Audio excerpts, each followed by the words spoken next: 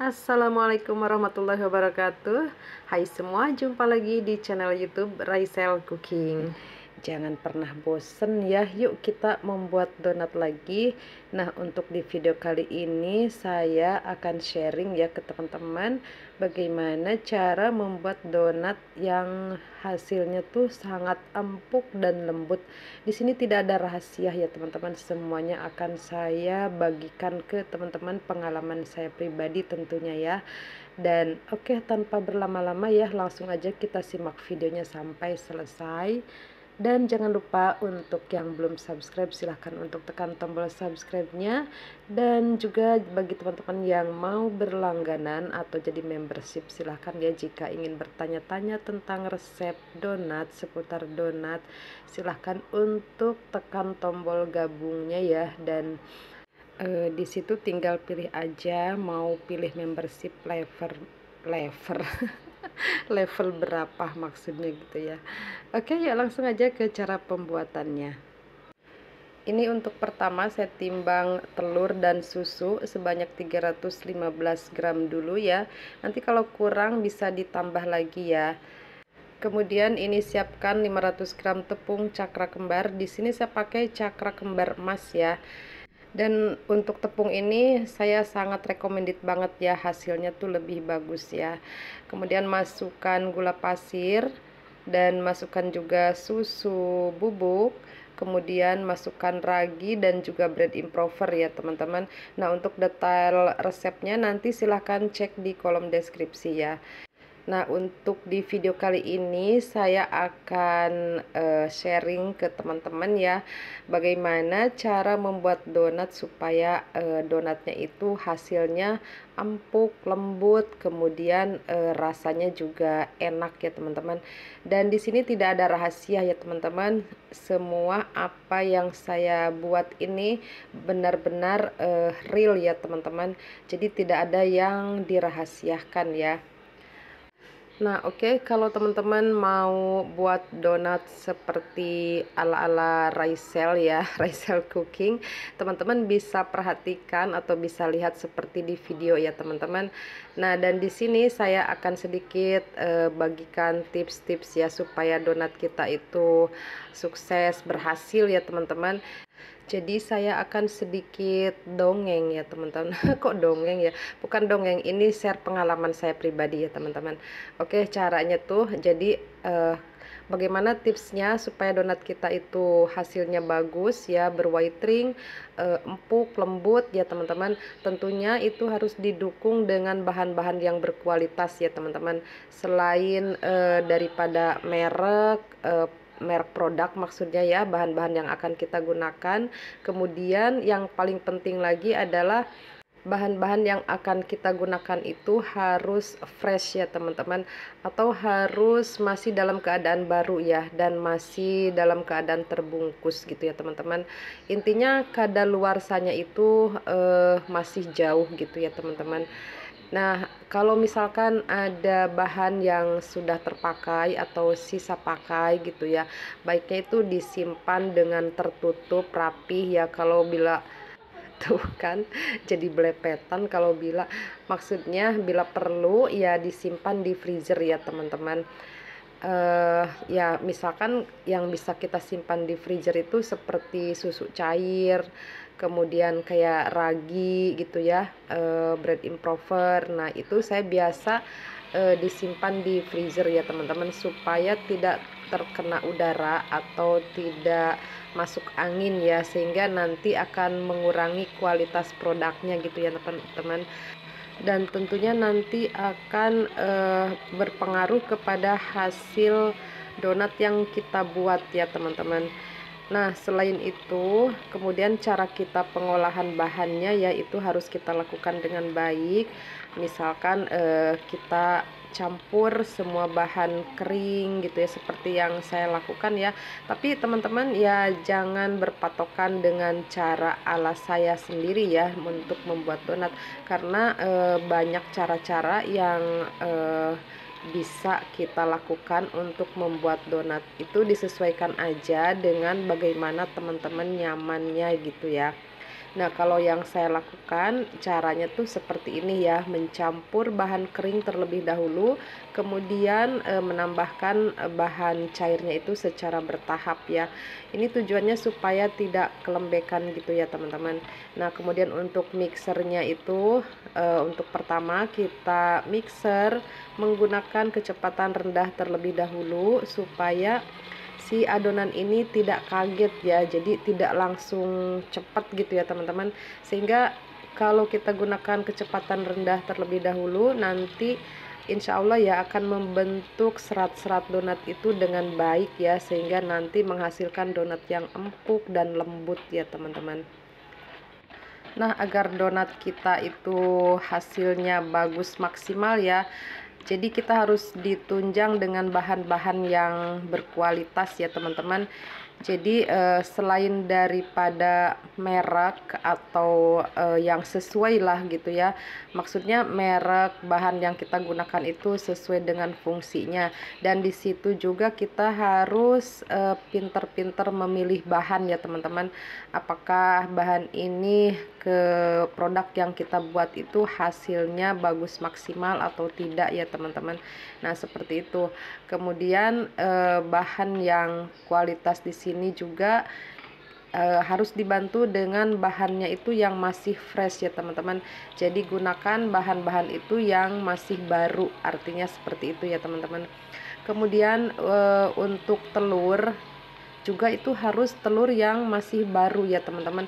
Jangan sampai kita pakai telur stok lama, karena itu pastinya akan menimbulkan donat kita itu bau amis teman-teman.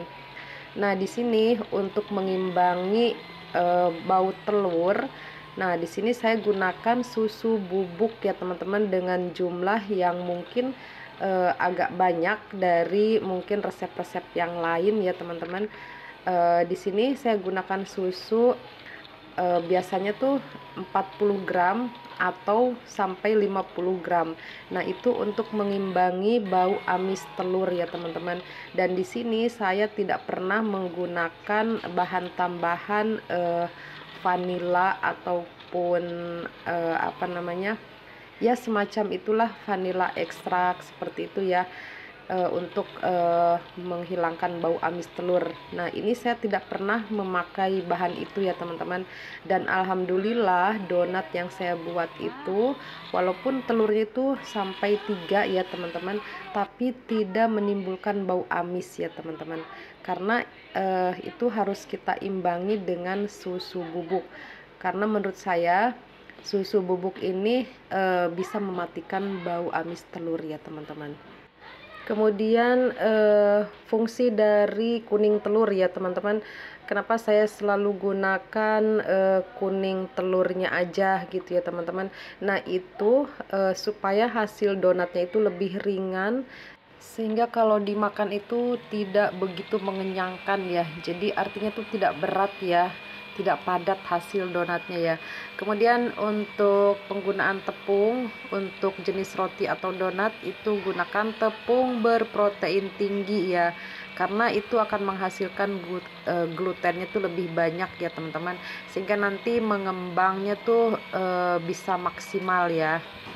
Asal didukung tadi itu ya dengan cara pengolahan bahan dengan baik gitu ya teman-teman. Terus didukung juga dengan bahan-bahan yang kita gunakan itu masih baru ya, walaupun bahan-bahannya misalkan bermerek atau misalkan yang mahal sekalipun ya, kalau misalkan bahannya itu udah kadaluarsa pastinya itu akan berpengaruh buruk ya kepada donat yang kita buat ya. Dan fungsi dari kuning telur sendiri ya, ini menurut pengalaman saya pribadi ya teman-teman, itu membuat donat itu lebih empuk dan lebih lembut ya teman-teman. Nah, kemudian kita bantu juga dengan susu cair ya, itu juga membuat donat lebih lembut ya teman-teman, dan tentunya untuk rasa ya lebih creamy ya.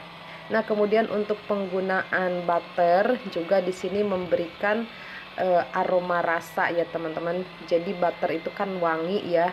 tentunya hasil donat yang kita buat itu rasanya tuh akan lebih enak, jauh lebih enak dibandingkan menggunakan margarin biasa ya teman-teman.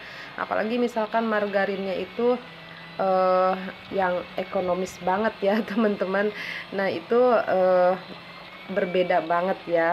Jadi menurut saya sih resep yang saya buat ini menurut saya tuh udah enak banget ya teman-teman, dan donatnya pun hasilnya tuh empuk, lembut, seratnya tuh halus. Nah, untuk mencapai semua itu, jadi kita harus melalui tahap-tahapnya ya teman-teman. Dari mulai pengolahan bahan dengan baik, terus pemilihan bahan juga yang bagus, kualitas, masih baru, masih fresh, masih segar lah gitu ya teman-teman. Nah, kemudian yang paling penting lagi adalah suasana hati kita harus happy ya teman-teman. Jadi jangan sampai lagi suntuk kita buat kue atau donat ini ya teman-teman. Tentunya itu akan berpengaruh juga ya kepada hasil yang akan kita buat ya. Walaupun misalkan hasilnya masih bagus tapi kurang maksimal gitu ya teman-teman. Oh iya, kita seling dulu. Nah, ini setelah margarin atau butter yang kita pakai ini sudah tercampur rata dengan adonan ya. Kemudian ini naikkan aja mixernya ya ke kecepatan sedang ataupun kecepatan tinggi. Nah, itu disesuaikan aja dengan mixer masing-masing ya. Nah, ini saya gunakan kecepatan sedang aja karena mixer saya itu hanya 3 kecepatan. Kecepatannya tuh cuma 1, 2, dan 3 ya. 1 itu rendah, yang 2 sedang, yang 3 itu tinggi. Tapi yang 3 ini saya tidak menggunakannya ya, karena menurut saya itu terlalu cepat ya. Khawatirnya tuh mixernya cepat panas juga gitu ya teman-teman. Jadi saya gunakan kecepatan sedang. Nah, berapa lama untuk mixer dari mulai kecepatan sedang atau tinggi ini? Nah, kira-kira kalau mixer yang saya gunakan ini kira-kira tuh 7 menitan ya teman-teman, atau teman-teman misalkan 10 menit. Jadi gini ya, mixer di awal dari mulai mixer untuk menggunakan kecepatan rendah sampai tercampur rata, sampai setengah kalis ini kira-kira ya antara 3 sampai 5 menit ya gitu teman-teman. Setelah dimasukkan margarin, kemudian masih menggunakan kecepatan rendah sampai margarinnya ini atau butternya ini tercampur rata ya dengan adonan, kira-kira ya 2 sampai 3 menit. Nah, kemudian setelah itu naikkan kecepatannya bisa di 5 menit atau sampai 10 menit gitu ya teman-teman. Jadi kurang lebih lah antara 17 menit sampai 20 menit ya untuk mixer adonan dari mulai awal sampai adonan ini kalis ya teman-teman.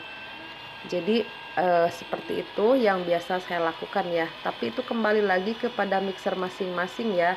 Kalau misalkan kecepatan mixernya itu sangat tinggi ya, tentunya itu mungkin akan mengurangi durasi mixer adonan ya.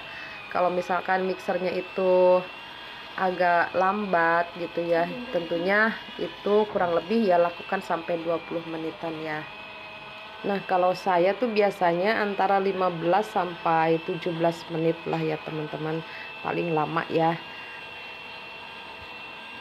Kemudian untuk penambahan air ya, untuk bahan cairannya ya teman-teman, seberapa banyak gitu ya untuk adonan ini yang kira-kira benar-benar pas gitu ya teman-teman. Nah, di sini untuk bahan cairnya tidak bisa saya patokin ya, karena itu tergantung dari kelembapannya tepung ya teman-teman. Nah, tapi kita bisa lihat dari mulai kita mixer adonan. Biasanya adonan kalau kurang cairan, si mixernya ini atau spiralnya ini sulit untuk menembus adonan ya, biasanya tuh akan lompat-lompat gitu ya mixernya. Nah, itu tandanya biasanya tuh kurang air ya teman-teman. Nah, di situ kita bisa tambahkan kembali ya teman-teman. Nah, untuk penambahan air sendiri itu bisa sebelum kita memasukkan margarin atau butter. bisa juga setelah penambahan butternya sendiri ya teman-teman. Itu tidak masalah ya, jadi tidak menimbulkan donat kita itu berpengaruh buruk gitu ya. Nah ini bisa lihat ya teman-teman, konsistensi adonannya itu seperti ini. Jadi ini tidak keras, ini cukup lunak tapi tidak kelembekan ya. Nah ini kira-kira adonan yang pas ya. Dan untuk resep ini padahal bahannya kan sama ya seperti kemarin. Kemarin di bahan cairnya itu di 320 gram, tapi untuk kali ini saya mengurangi bahan cairnya itu 5 gram karena tepungnya ini kan sudah terbuka ya, jadi saya khawatir terkena angin gitu ya. Walaupun sudah saya tutup rapat gitu ya, tapi namanya sudah terbuka dari kemasan, tetap aja kita kan harus berjaga-jaga gitu ya supaya adonan kita ini tidak gagal gitu ya teman-teman. Jadi sebaiknya dikurangi aja. Nanti kalau misalkan kurang cairannya, nah bisa ditambahkan kembali ya setelah kita adon atau setelah kita mixer adonannya ya. Oke, selanjutnya untuk meronding adonan atau membulatkan adonan itu disesuaikan aja ya dengan kebiasaan teman-teman masing-masing ya. Dan saya juga masih tetap sambil belajar ya teman-teman, jadi belum mahir-mahir banget ya, karena mungkin ini setiap hari saya membuat donat, jadi ya lama-lama kan jadi terbiasa gitu ya teman-teman. Oh iya, ada salah satu komentar ya yang menanyakan apakah saya ini buka online class gitu ya. Tidak ya teman-teman. Saya belum cukup ilmu, saya tidak mengerti tentang bakery ya teman-teman. Ini sekedar pengalaman saya aja ya. Nah ini setelah adonan di resting ya selama kurang lebih 20 menitan, kemudian langsung aja pipihkan. Bisa menggunakan cetakan. Untuk cetakan yang saya gunakan ini berdiameter 6 cm.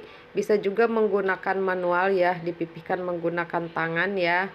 Nah untuk pipihkan adonan ini dengan perlahan aja, pelan-pelan, jangan sampai tipis ya adonannya atau sampai padat banget ya, karena itu menurut saya yang akan menghasilkan donat kita berwhitering ya. Nah bisa juga kita tekan sedikit padat ya, tapi itu ada trik-triknya ya teman-teman. Oh iya nih, kita harus sapa nih kepada teman-teman semua yang baru menemukan channel ini, baru menonton video saya. Selamat datang, selamat bergabung ya. Silahkan untuk tekan tombol subscribe-nya ya dengan ikhlas tentunya. Semoga mendatangkan keberkahan ya. Dan semoga video yang saya suguhkan dapat memberikan manfaat ya, sehingga dapat memberikan peluang untuk usaha ataupun menciptakan lapangan kerja ya dengan kita usaha sendiri gitu ya teman-teman. Dan buat siapapun teman-teman ya yang menggunakan resep ataupun cara-cara ala Raisel Donat, semoga ya diberikan kemudahan, kelancaran rezeki dan keberkahan tentunya ya. Semangat terus ya buat pejuang keluarga, pantang menyerah dan pantang berputus asa ya. Tetap semangat. Dan buat teman-teman silahkan untuk dikepo-kepoin ya video saya sebelumnya. Silahkan di scroll ke bawah, barangkali bermanfaat atau barangkali apa yang teman-teman cari ada pada video saya sebelumnya ya. Nah oke, setelah adonan ini mengembang ya, kita panaskan minyak di api kecil sampai minyaknya itu benar-benar panas, baru kemudian kita masukkan donatnya satu persatu. Ya iya tentunya satu persatu ya, masa mau sekaligus kan aneh juga. Oke, kita intip-intip ya kalau misalkan satu sisinya sudah cukup menguning atau sudah sesuai dengan keinginan kita ya. Lalu ini kita balik dengan pelan.